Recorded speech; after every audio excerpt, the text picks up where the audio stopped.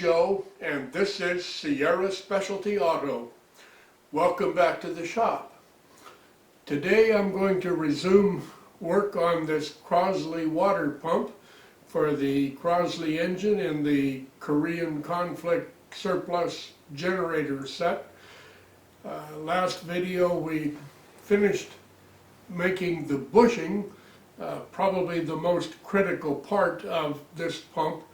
Needed to restore the badly corroded sealing surface. Let's get that bushing installed. Let's finish making the nose cap and get this pump assembled. This sheet metal cover was pressed over to hold the spring and the seals in. There's some relief in it. You can see where it's been very roughly cut to come down over the grease fitting port and the reinforcing web. And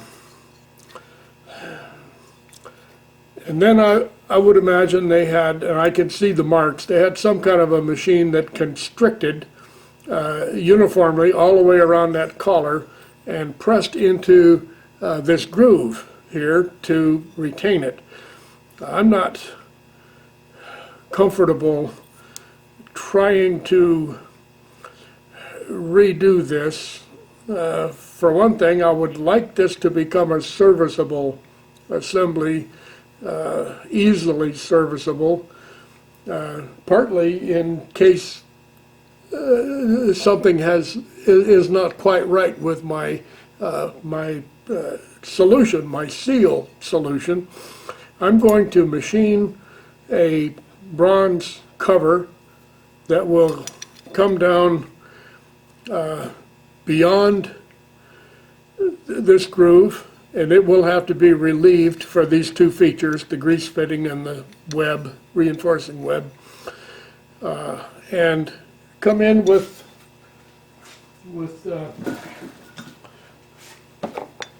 a brass screw, or actually 4 brass screws. These are 832.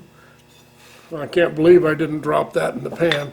832, and I will cut them to length with a wire stripper tool and use 3 of these equally spaced to hold the new bronze cap on. I'll do that work mostly on the lathe for the round features, and then I'll take it to the milling machine and put it in a super spacer to do the three holes for the set retaining screws. I think that'll work well, and it'll be easy to get it apart as necessary in the future. I did go check on the machine to see what we grab hold of out here, and there is a collar of looks like radiator hose, but I think it's more substantial. I think it's one recommendation I saw online was to use air conditioning hose, which is has much more substance. And it wants to come back about maybe 3/8 of an inch past the center of this pinhole. And the back of the generator has a shaft that protrudes right here to match up, and the other end of the collar goes over the end of the generator shaft in the same manner. As I say, that is roughly 3/8 of an inch past the center line of the hole, the pinhole. So I have quite a bit of room in here. And another thing I'm going to do, vary from original, is to put a seal, a lip seal, 1/2 inch ID by 1 inch OD lip seal in this brass or a bronze collar, spring retaining collar that I'm going to make. Originally, it had this rope seal, greased rope seal, wound around under here as, I think primarily as a grease seal to keep the grease from coming out. These are, by the way, these are both grease fittings. One of them is for the seals, leads to the area where the seals are, and the other one leads to the bushing. So this gets assembled and lubricated in the future with a waterproof grease, water pump grease. I think I like this seal. The one I've ordered from McMaster Car has a lip to the outside to keep dust out and dust and dirt out, and it has a lip to the inside to keep grease in. I think that's going to work much better than this. So let's start working on that collar. The hole in the collar is 9/16, and the OD is, it's a little rough. It's as cast, but it is no more than 1.25 inches at any particular spot. So I'm going to go 1.25 inches on the OD. So I got this chunk of solid bronze, and I'll make my collar out of this.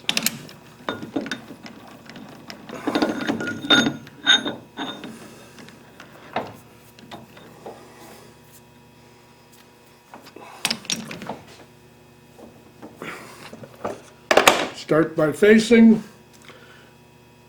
drilling and reaming to, well, let's just drill to 9/16. This is not critical. We don't need a finished surface here. We just need a clearance hole. So a drilled hole will be completely adequate.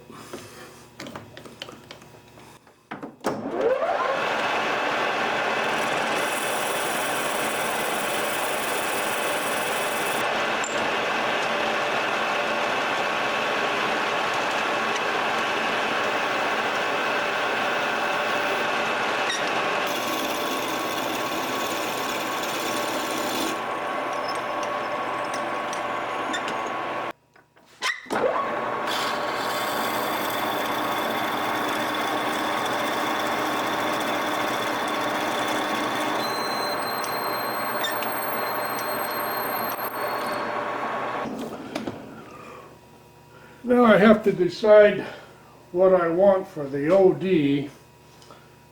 I need 1.25 inch ID,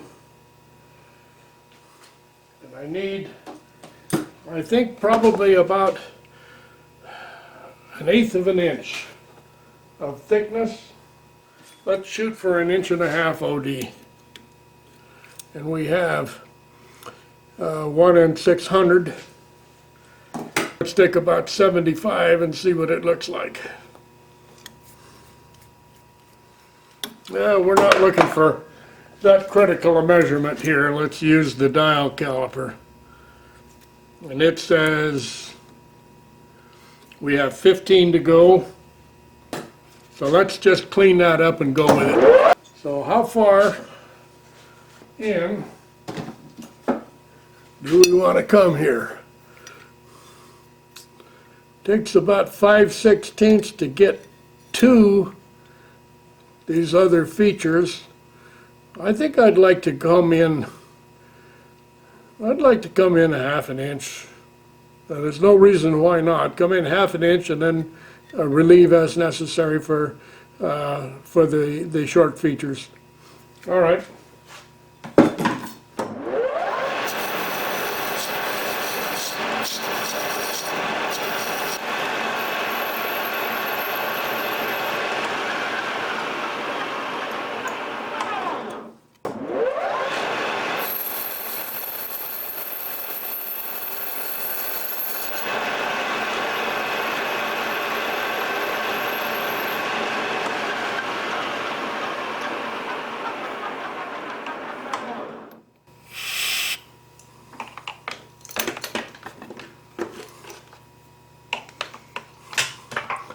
All right, I'm going to chase that a couple thousandths at a time until I get a tight fit.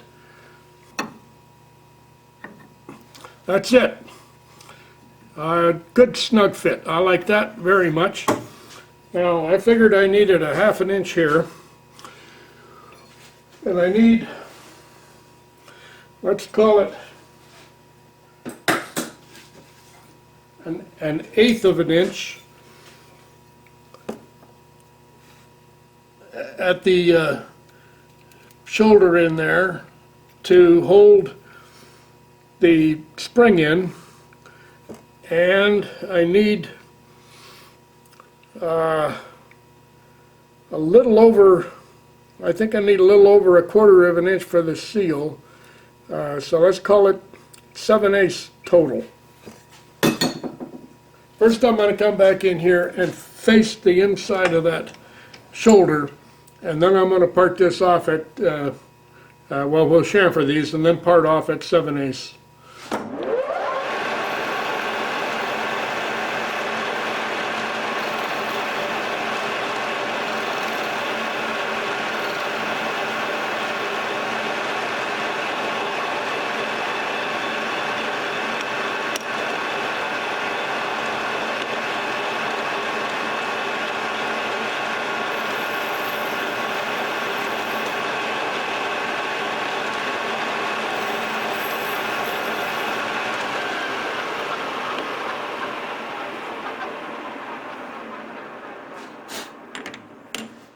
I said 7/8, so I'm going to go 15/16.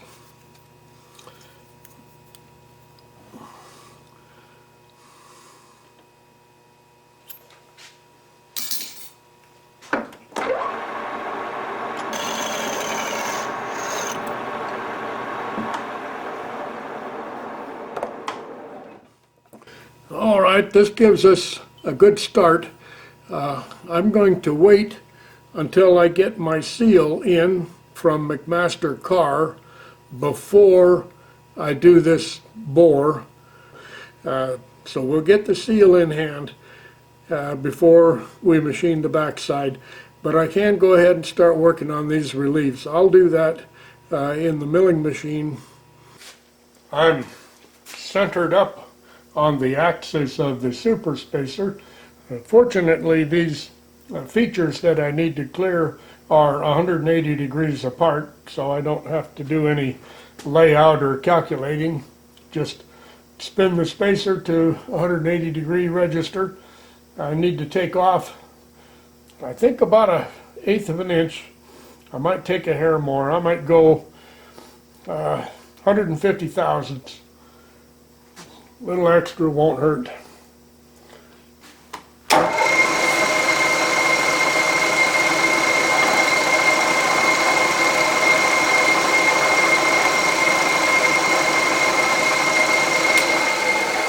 All right, I think that'll clear. Let's get this bronze bushing sleeve glued in here so the adhesive can be curing while we're working on other parts of the project. Here's Loctite 620.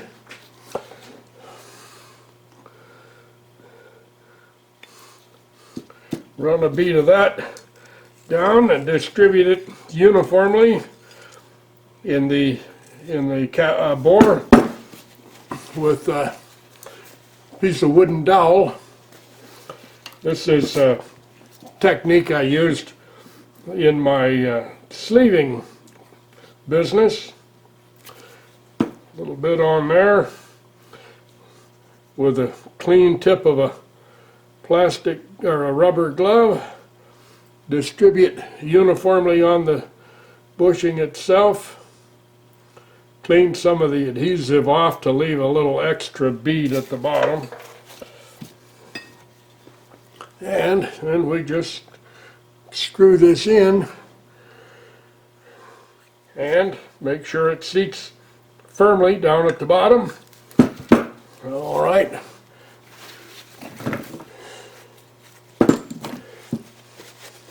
Now I will take this over to my parts washing sink and clean off the squeeze out. Let's drill this pattern in the triangular pattern, 3-point pattern in the locking collar, retaining collar. I want to be 270 thousandths, actually 275 I figured, back from the edge to the center line of this pattern. Just barely going to be able to get these screws in a line, all three of them in a line where I can reach them around the tubing bosses that are sticking out. Let's start. We're at about 1300 RPM. Let's find that edge and back up 275 and then put a number 29 drill bit in there.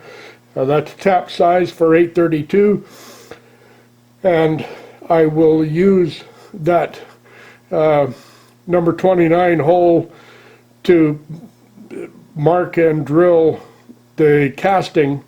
Then I'll come back and let these holes out to clearance for 832.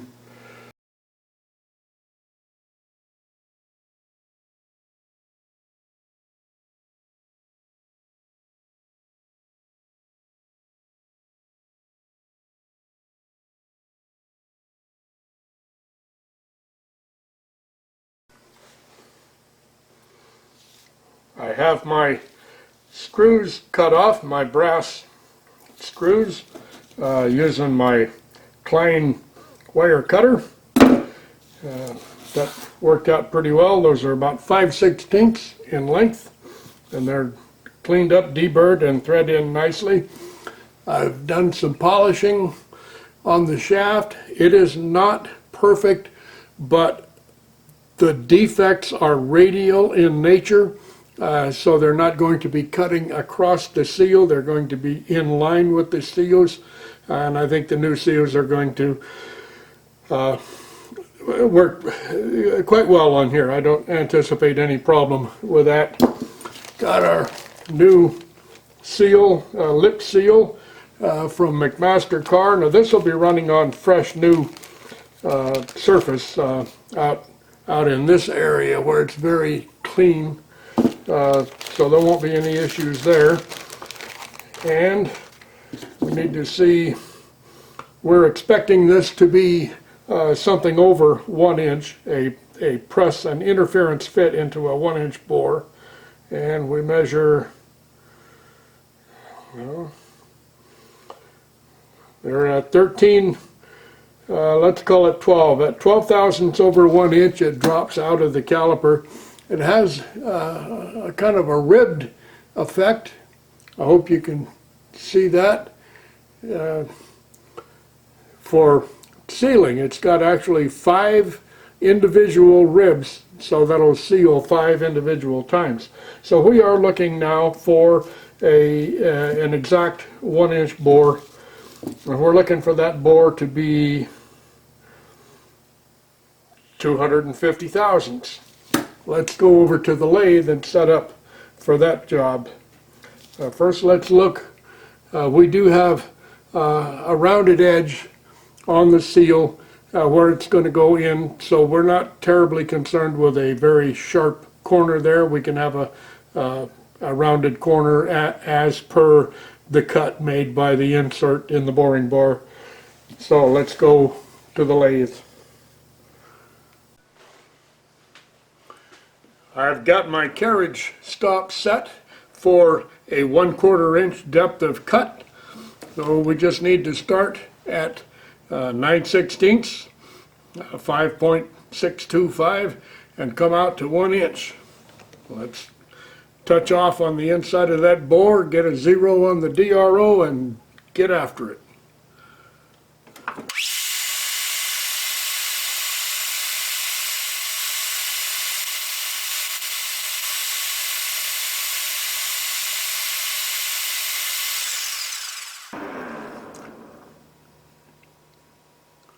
I was taking pretty big cuts, 200 thousandths on the radius and 400 on the, 100 thousandths on the radius and 400 on the diameter. So I wanted to get a quick sanity check there and make sure we're still underneath. I don't want to bore another part oversized.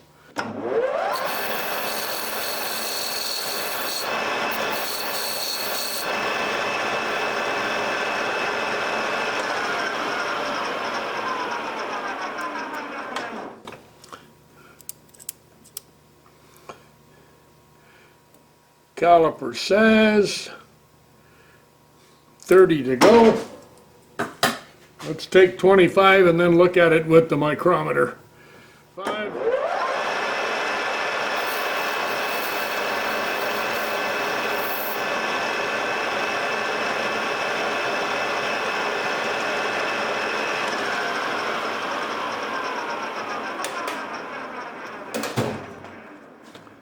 And we're actually, I'm 1,000. I'm 1.5 thousandth. I think I'd like a 60-degree lead-in chamfer to get that seal guided in there. Then I'll round that off a little bit with a deburring tool.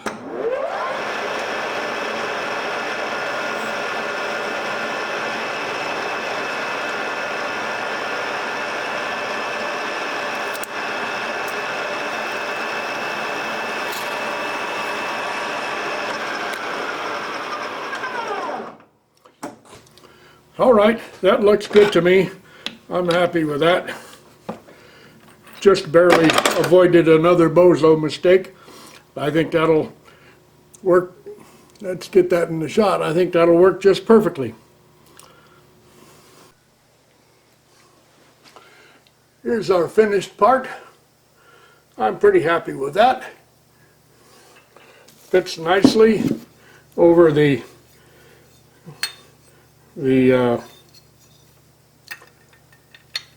nose of the pump. Seats down, registers flat.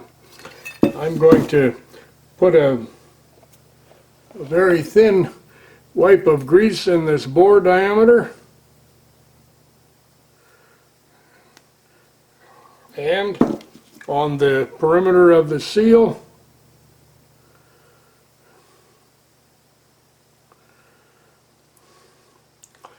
I'm going to take this over to the arbor press and seat that seal, and we'll be right back for I hope final assembly. I think we're ready to begin assembly on the pump. I do not have any specific water pump grease, but my old Model A buddy of many years experience, who built a lot of Model A water pumps, which are generally similar in construction, he used boat trailer wheel bearing grease, and it worked very well for him. I'm going to use it in this pump. I'm going to pack everything as well as I can, and with any luck there'll be enough grease in there when I'm done that I won't have to add any through the Zerk fittings.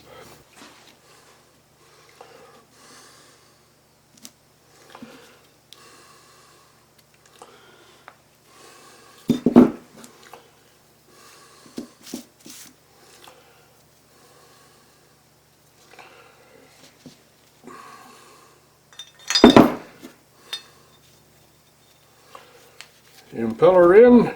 That feels really good. Really good.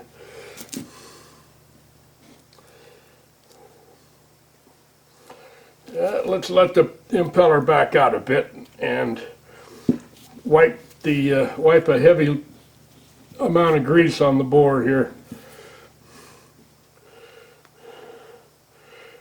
That's probably enough. I'll have to pack more on top of that after the seals go in.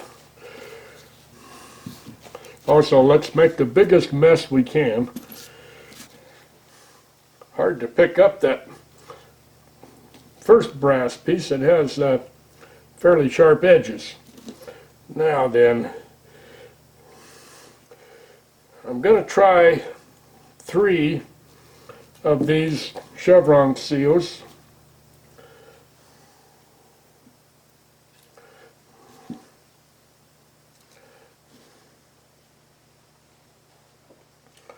And see if I can get that whole pack in there.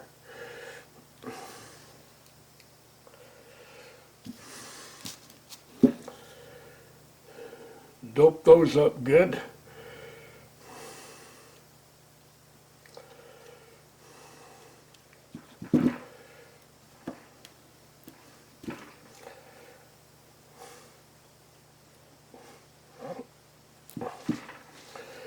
And female down on the top, and the female up above that to register the bottom of the spring. Now I'm going to get a little piece of brass tube and push that down in tight to the bottom.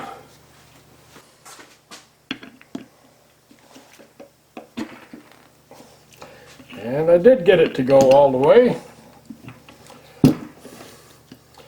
Impeller still turns pretty stiff, but I think we'd expect it to be with new seals. So now the question is, can I assemble this? First, let's pack it with grease.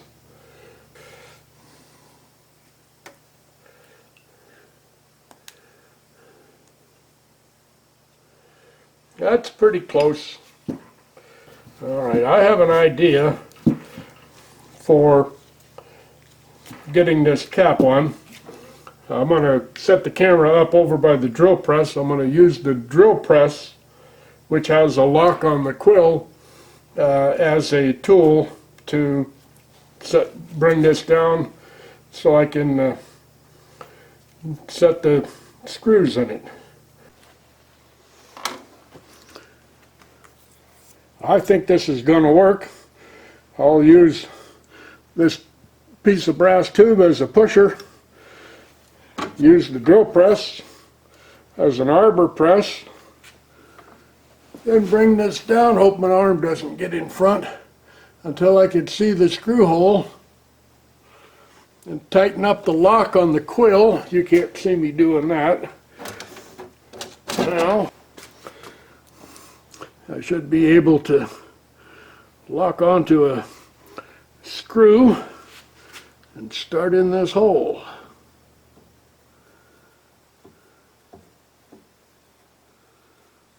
There's 1. There's 3. Now I'll relieve the pressure on the temporary arbor press. Now I can tighten these up, and we're still turning, and that feels stiff like any other new water pump. I think this is going to work. I think this is going to work very well. I'm really happy so far with how this is coming out. Let's get back over to the bench and get the rest of this pump put together. I have wiped a very thin coat of RTV compound on both sides of the gasket, ready to see if I can get this to go together. I didn't think before to check for shrinkage on the gasket, but it doesn't. So far it looks like it's going to be all right. Yep, I think that's going to work. All right. Get a couple of screws started. The rest ought to follow. The screw threads and the male and female threads have all been chased, so they should go right together with no issue. And that's done. By golly, if this pump works as well as it looks, if it works as good as it looks, I'm going to be very happy. Next thing to do, and that'll probably be in another video, we'll hitch up that generator and bring it around to the side of the shop and see if we can get this installed and working. That'll do for now.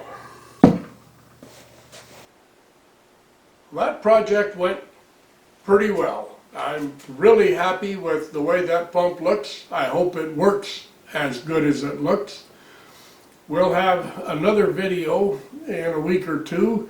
I'll bring that generator set around to the shop and get this pump installed.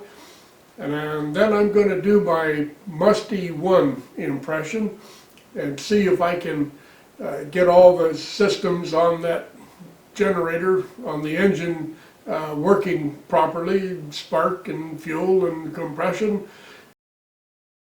I don't know that I have terribly high hopes of getting it running, but I'm going to give it my best shot, and I hope you'll come back for that follow-up and final episode. I hope you'll subscribe if you haven't already. I hope you'll leave me a comment. And I really hope you'll come back and visit the shop again. Thank you for watching.